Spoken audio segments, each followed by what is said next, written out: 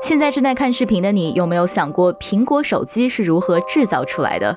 It was a magic of the price system. 硅谷101的朋友们，大家好，我是特约研究员一文。在我手中拿着的这个苹果手机呢，大概重200克左右，但是在它背后啊，却是一个跨越全球、调动数百家供应商、涉及全球10几个国家的庞大产业网络。它的芯片来自 TSMC， 屏幕来自韩国，镜头来自日本，最后在大陆或者东南亚组装，再搭乘飞机飞往你所在的城市。 但这种依赖自由贸易和全球协作的供应链模式，却正在遭受前所未有的挑战。Starting tomorrow, the United States will implement reciprocal tariffs on other nations. 2025年，美国前总统特朗普重返白宫，再次挥起关税大棒，宣布对中国制造商品征收超过100%的进口税。 Global markets are sinking. Markets across Asia, Europe, and Australia plunging. Dropped by nearly 4,000 points in 2 days. 这一举动立刻导致全球股市震荡，苹果的股价也是在1周内跌了超过20%。美国的消费者呢，也是十分有先见之明啊，蜂拥到苹果的门店抢购新款手机。报道苹果几10年的资深记者 Patrick McGee 也在一篇观点文章中说，现在是时候升级你的苹果手机了。 当然，这一次的关税政策可以说是瞬息万变。就在我们制作这期视频的过程中呢，特朗普政府突然又宣布免除从中国进口的手机、电脑及芯片的关税，苹果手机暂时幸免于难，股价也随之上涨。 但是这并不妨碍我们借此机会去反思一下苹果的过去与未来。在这期视频里面呢，我们就来深入聊聊被称为供应链大师的苹果是怎样建立起一套全球供应链生态的。我们会先回到特朗普第一次任期期间，回顾苹果在上一次关税袭来时的应对策略。其次，我们会详细梳理当下的果链长什么样，苹果是如何通过过去10年的供应链转移完成全球布局的。最后，我们再为大家解释印度和越南2个国家为什么很难替代中国 在全球供应链中扮演的角色，并试图在当下展望苹果的未来。新一轮关税战会不会彻底改变苹果的全球制造模式？苹果又是否做好准备迎接这场风暴？那早在2011年呢，时任美国总统奥巴马就在与硅谷科技公司的一次晚餐上，向乔布斯提出过这样一个问题：把 iPhone 放在美国制造，有可能吗？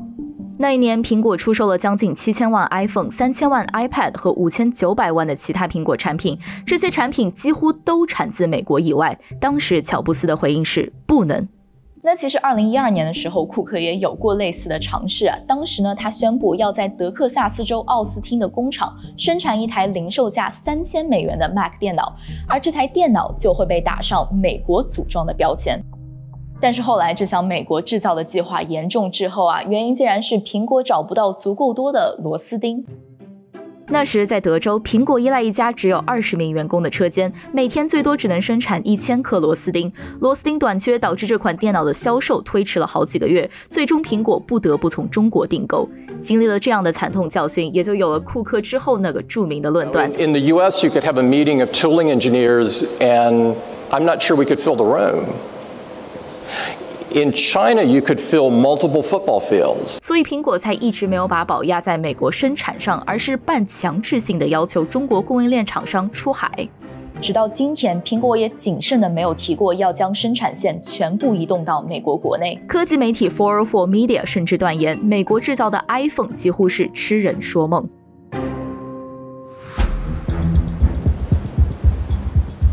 2018年，特朗普第一次任期期间，中美贸易开始摩擦。在这种情况下，高度依赖于中国供应链的苹果感觉到了危机。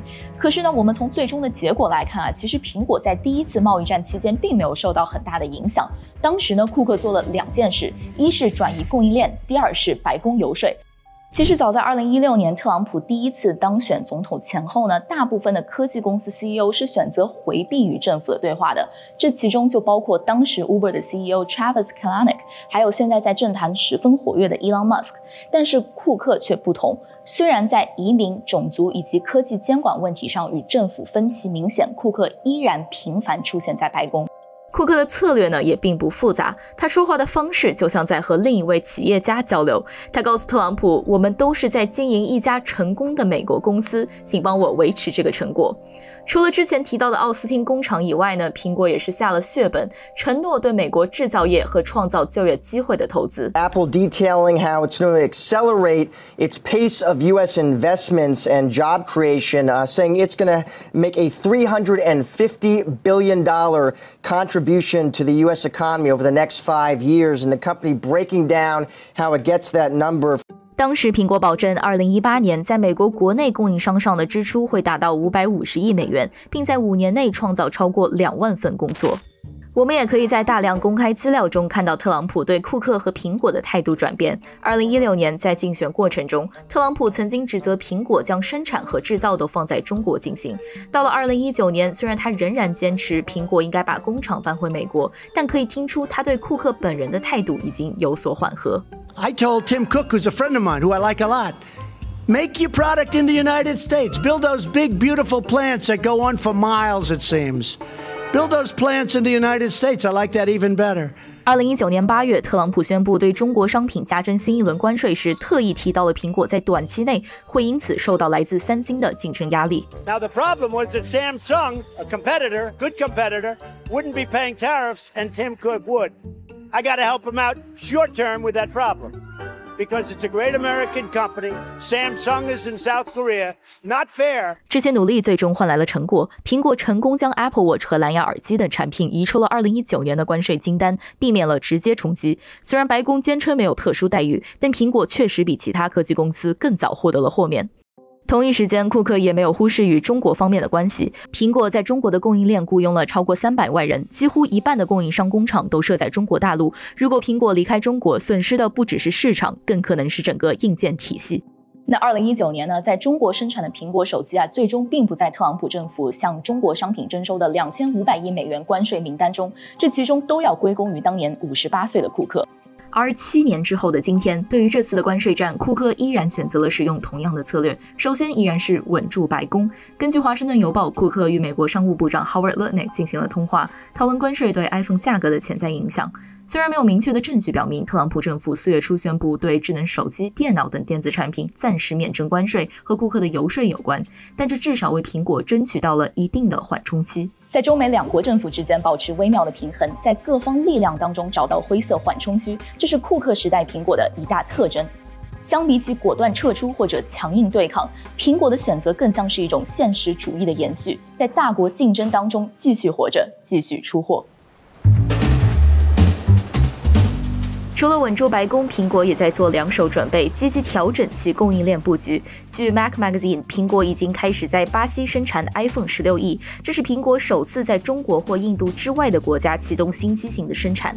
此外，苹果还从印度空运了约600吨 iPhone 到美国，以避免潜在的关税影响。库克也在今年2月宣布，将要继续在美国国内投资5000亿美元，并在未来几年内于德州的休斯顿再建一个工厂，专注于服务器和人工智能项目。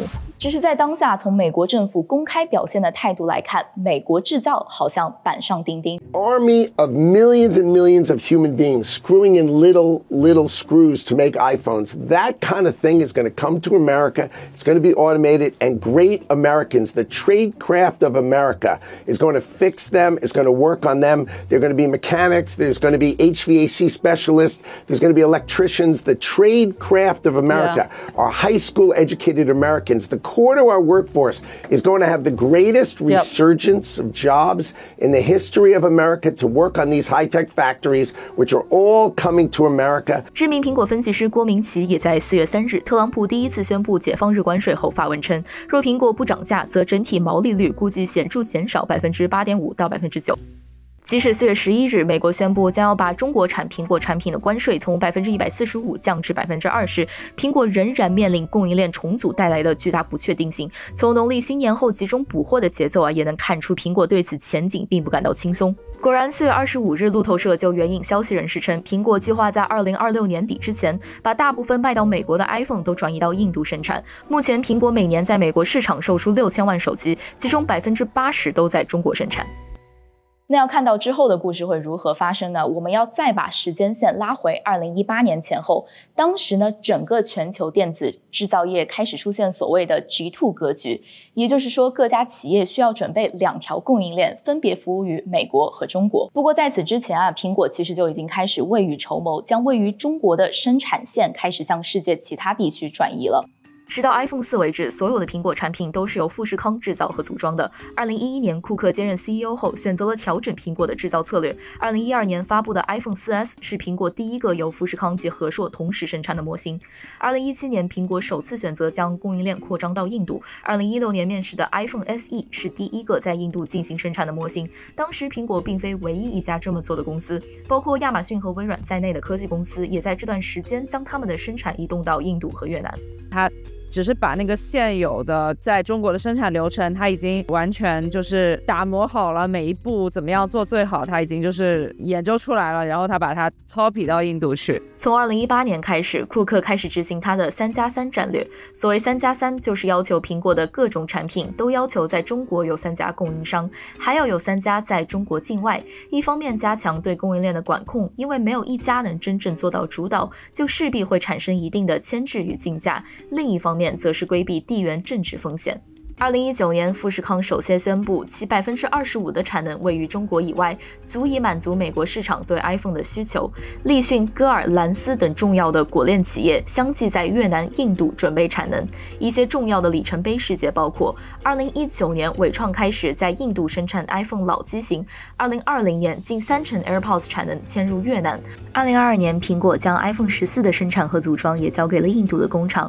这是苹果第一次把最新的模型在中国以外生产。此后1年不到，苹果开始在越南生产 MacBook。此外，由于加在重要零件上的关税，苹果原计划在2019年将新款 Mac Pro 的组装迁至中国，但最终在特朗普政府宣布豁免对这些零件施加的关税后，苹果还是决定将这台电脑的最终组装留在德克萨斯州奥斯汀的工厂。这一决定不仅避免了关税，还展示了苹果在美国制造的承诺。所以啊，虽然股价一度在电子产品关税豁免之后上涨，苹果现在面前的路呢，却可能比2018到19年那次要更难走。如今的生产网络更可能是为了美国以外的市场而设，而对于美国的消费者而言，他们用上的 iPhone 却可能在经历一场看不见的大迁徙。只是这场迁徙最终会落在哪儿呢？是更贵的产品、更少的选择，还是更漫长的等待时间？关税的博弈呢，不仅是发生在会议室里，而更是发生在我们每一个人的钱包里。Who are the losers in this trade war between US and China? It's the most vulnerable in both countries. It's the factory workers in China who played no part in this. They're simply working hard at a factory, putting in their 40 to 60 hours a week to make enough money to send home to their families in their hometown. In the United States, same thing. Through this trade war, if costs go up before there's alternative sources at the same low pricing that China's been supplying to the United States for the last 2 decades. So somebody could go to a Walmart or Costco and buy clothing and household necessities at low price. And all of a sudden, because of inflation and cost of importing, that price starts to escalate. That same blue collar worker in the United States who really can't afford luxury goods, all of a sudden they have to make choices on, are we going to buy that stroller or are we going to buy that cooking pan? Because the cost of both have gone up by 100%. So they also are the losers in this. 那贸易战是如何影响苹果上下游的供应商、工厂与工人的呢？接下来我们来一一分析苹果的供应链到底是如何运转的。过去啊，在所有苹果产品上能看得见的地方都刻着这样一句话：加州设计，中国制造。那这样一句话呢，其实就是全球供应链的一个缩影。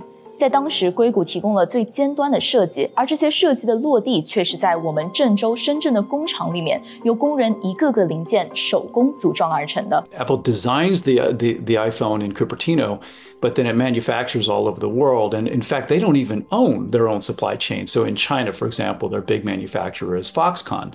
And then they have other companies that manufacture for them according to their specification.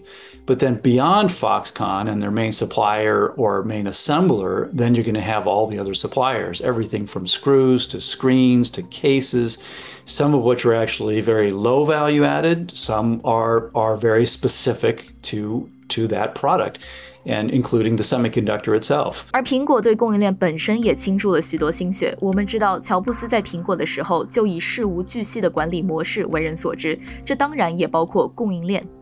He was famous for wanting to control every aspect of the product. He wanted absolute control, complete integration between software and hardware, and also absolute control over every aspect of the manufacturing process. And so he had a very different philosophy. 但苹果的供应链真的变成今天这样的结构，大部分还是现任 CEO 库克的功劳。库克1998年加入苹果，2007年担任 COO， 当时他主导的工作就是苹果供应链的建构。库克从2004年开始帮助苹果转向在海外制造，一个高效的全球供应链也成了苹果商业帝国的基石。而在果链中，中国企业是重中之重。苹果全球200家主要供应商中，超过80%在中国设有生产基地，涵盖从原材料到组装的完整产业链。iPhone 中最关键的零部件大多都来自于中国以及周边国家地区。比如 AirPods 全球最大的代工厂，也是 iPhone 重要的供应商立讯精密，苹果玻璃盖板的主要供应商蓝思科技，生产 AirPods 麦克风、iPhone 扬声器的歌尔股份，给 iPhone 摄像头生产光学器件的水晶光电， iPhone 电池的重要供应商新旺达等等。同时为了提升供应链的效率，库克做了3件事：精简供应商、推行零库存理论，以及进行战略投资。Apple Insider 在2012年报道，库克刚加入苹果就将供应商数量从100多家减少到了24家，导致各家供应商需要去为苹果的业务竞争。为了减少没有用的库存库克在刚任职的时候就将苹果的仓库减少了一半。他还推行了一套堪称是人类历史上最精湛的供应链管理模式 Just in Time。Just in Time 这个词，想必大家在疫情造成供应链扰动的时候也听过。它以最高效的方式调配生产资源，也让苹果拿到了很高的利润率。Just in Time 的逻辑是在需要的时候按需要的量生产需要的产品，它有着一系列精准的流程设计和实时响应机制，能以最快的速度、最低的库存、最高的周转率来分工协作，生产出最低成本的产品。通过这样的策略，库克在2012年把库存周转天数降至5天，远低于当时戴尔的10天和三星的21天。Tim Cook is it was the evolution of the company itself, and Tim has taken it in a different direction, and now they're highly reliant on third parties, different manufacturers, but they still have a high degree of control. So everything still happens according to Apple's specifications and instructions. Also, and this is a key point, Apple obviously is the one that decides which factory, which country, which company is going to manufacture which products, and so they manufacture different things in Vietnam than they do in China versus India, because each manufacturing facility is optimized for a specific product. 其实早在第一次贸易战开始之前中国的劳动力成本就已经体现出了显著的增长趋势。那么像苹果这样的跨国企业呢，也敏锐地意识到了过度依赖中国供应链的不可持续性。所以从2017年开始，苹果就开始强调所谓的中国加一策略，也就是将位于中国的生产及供应链有意识地转移到其他国家，以分散风险。除了中国，苹果现在的加一包括几个国家，我们刚才提到过的印度和越南。印度目前已经承担全球超过15%的 iPhone 生产任务，2024财年出口额超过100亿美元。越南是 AirPods 和 Apple Watch 的重要制造基地，已经有35家苹果供应商在此设厂。墨西哥最接近美国市场，有望成为 Mac、iPad 组装的新选项。泰国、印尼和马来西亚主要承担零部件组装与中游制造，在逐步承接中国转移出的中低端产能。不难看出印度和越南是转移的主力。富士康、立讯精密、歌尔股份、蓝思科技等果链核心供应商纷纷在这2个国家的工业区扎堆建厂，试图复制中国的果链。苹果的策略也很简单按照之前提到的3+3的布局，供应链中一定比例的订单必须转移到海外，谁在海外有厂，订单就给谁。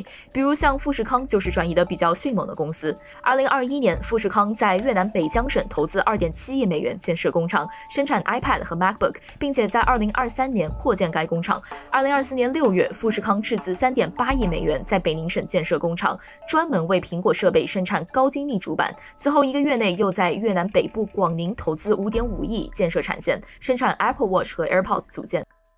不过，尽管苹果产业链转移了那么多年，但还是没有谁能替代中国工厂对苹果的贡献，不论是数量还是质量。下面我们就来逐个分析一下，这些国家真的能复制中国模式吗？表面上看呢，印度吸引果链公司其实是有非常清晰的核心逻辑的。在14亿人口当中，平均年龄为26到28岁，足够年轻。而工人的平均月薪仅仅1000元人民币，劳动力成本足够低。最后呢，莫迪政府还宣布了27亿美元的电子制造业补贴，印度制造。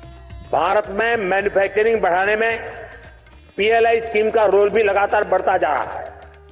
आज electronics, specialty steel, automobiles और auto components, solar PV, pharmaceutical drugs, इन sectors में बहुत अधिक उत्साह है। PLI scheme के कारण करीब 1.25 लाख करोड़ रुपए का इन्वेस्टमेंट आया है।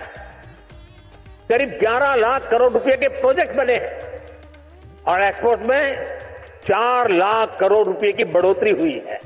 苹果为此不仅推动富士康和塔塔在当地扩展，还在班加罗尔建立了苹果在印度的公司总部，新开了直营 Apple Store， 希望借在地生产换取在地市场。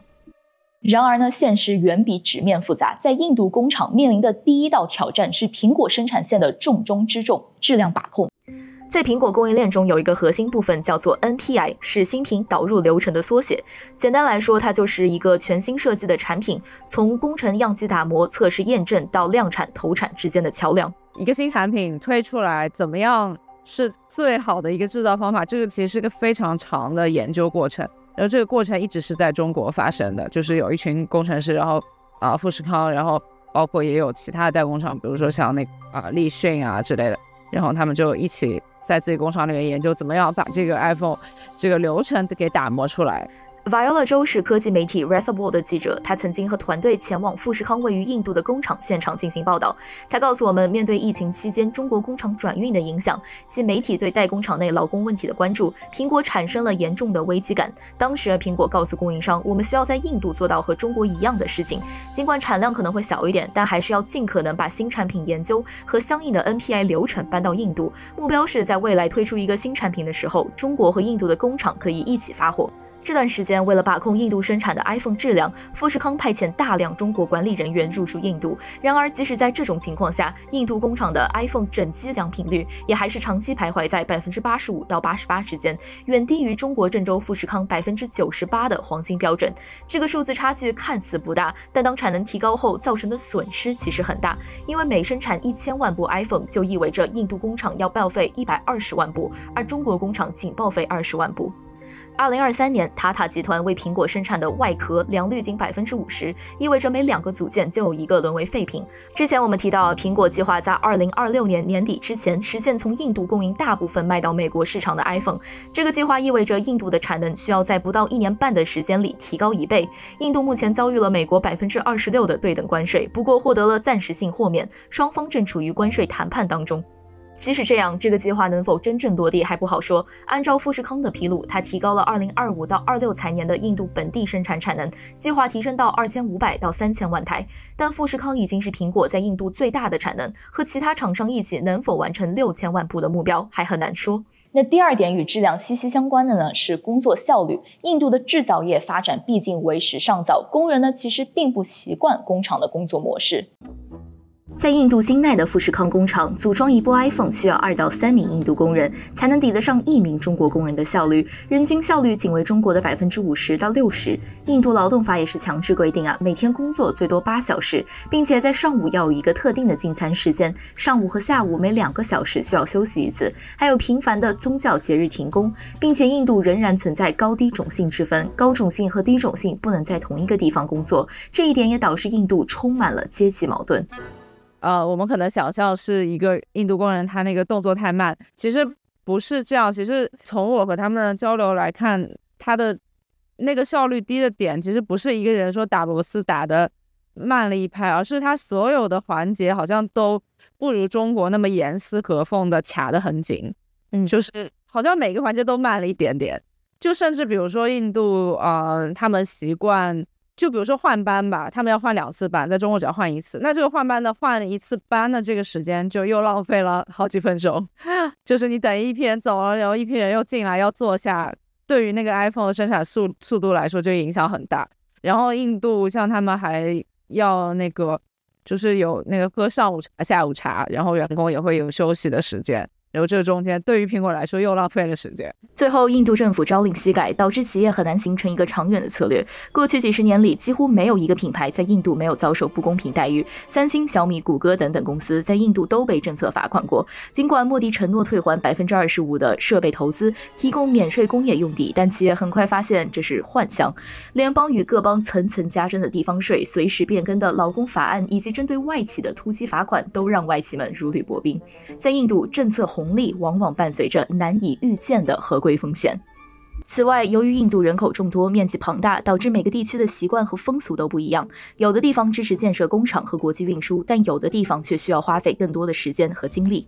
In the case of India, we found a lot of success in the state of Gujarat, and that's where President Modi comes from, of India.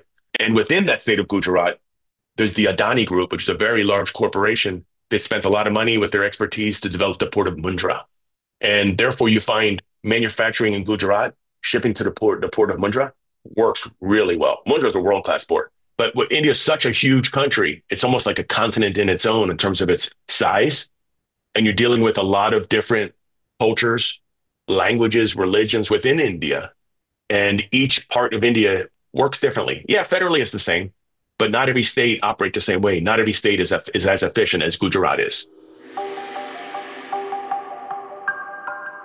那除了印度以外呢，越南这几年在生产制造能力上也取得了显著的进步。越南的工业发展模式呢，其实很大程度上是借鉴了中国的经验，并在短时间内建立起了一套相对完善的基础设施。越南现有的人口约9000万，其中年轻人占比较大，工厂用工以女性为主，这些因素使得其在劳动力供应上具备一定的竞争力。所以，虽然印度是苹果第一个尝试在中国以外生产 iPhone 的国家，现在看来，越南则成了果链去东南亚的首选。所谓的中国制造业往越南的转移，并不是转移，实际上是中国供应链的溢出。近这一段时间，23年、24年的时候，我又跑了不止越南了。东南亚好多国家，然后欧洲、中东我也都跑了很多地方，各个地方看到的都是组装环节，以及最多一小部分的1级供应商会出去，2级供应商往下的都没有出去。而在这种溢出的结构之下，实际上它是可以把这种关税壁垒就给绕过去嘛。那么对美国来说，它必须得把所有的这些漏洞都给堵上。这也就是为什么在4月初的关税名单中，由于特朗普政府根据贸易逆差来计算关税，美国对越南的关税高达46%。但是越南想要替代中国大陆还是很难，主要有3方面原因。一是越南工程师的技术还比较薄弱，现在越南都是中国的工程师、设备和工厂直接过去，相当于越南就是中国一个省的外溢，干活的都是同一批人，本地员工还只能做一些执行类和操作类的工作，短期想让他们去替代技术层面的一些工作是不大可能的。2是越南的很多红利正在消失。2024年越南的各种劳动力价格、房价都已经涨得很厉害了。河内和胡志明市周边工业用地的租金已经超过上海和深圳了，这是一个非常夸张的价格，而这仅仅是中国转了一点点前台的情况下，当地的这些要素价格是完全承受不住的。3是文化差异，相比中国工厂常见的高强度弹性用工模式，越南的劳动力管理方式更加注重个人生活和福利保障，比如在硬件制造领域，生产有明显的周期性，高峰期需要迅速扩招，淡季则人员需求下降。因此，在中国，许多工人以短期合同工或临时工形式工作；而在越南，工人往往享有更好的劳动条件，大多数人每天可以回家而非集中住宿，工厂管理也更少采用军事化手段。最后我们来聊一个苹果供应链可能去到的目的地——巴西。巴西的关税税率比印度更低，只有10%。早在2011年，富士康就在巴西建厂，用来组装 iPad 和 iPhone。去巴西的逻辑呢，跟印度类似，都是国家面积大，平均消费能力还不错，人口超过1亿。由于巴西的中国进口关税比较高，为了避免这部分高关税呢，富士康干脆就在当地建了一个组装厂。之前主要是供应巴西的国内市场，大概每年的体量在500万台左右。如果能够在巴西的基础上扩产，从巴西出口美国，那么就有以下几点优势：第一是距离近，第二是巴西的产能提升应该比印度快，第三就是美国对巴西的关税目前还比较低。